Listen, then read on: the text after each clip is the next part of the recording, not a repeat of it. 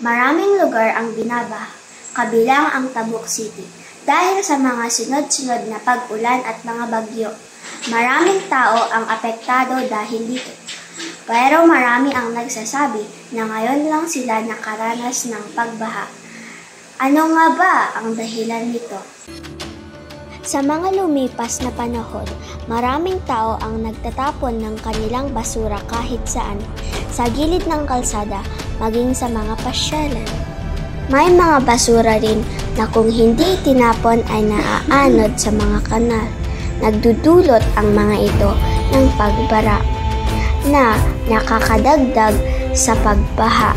Maraming puno na rin ang pinuputol upang gawing panggatong o di kaya ay tabla para sa pagpapatayo ng bahay at kasangkapan.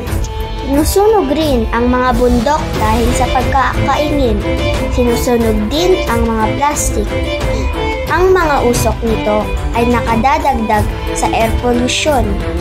Ang lahat ng mga naipakita at nabanggit ay nagdudulot ng climate change.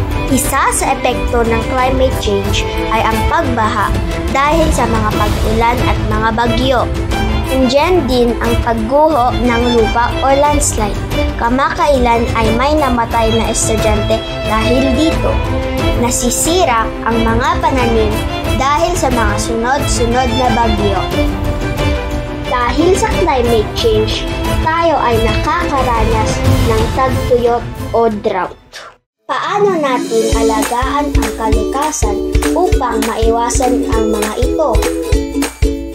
Kahit bata ay pwedeng makilahok sa mga tree planting activities para dumami ang mga puno. Maganda rin ang pagsali sa mga clean-up drives. Dapat ay matuto tayong mag-segregate ng mga basura natin sa bahay. Daliin din natin mag-recycle ng mga bagay na pwede pang pakinabangan. Isang halimbawa ay paggawa ng dekorasyon gamit ang egg tray. Yan po ang kabuuan ng ating mga balita.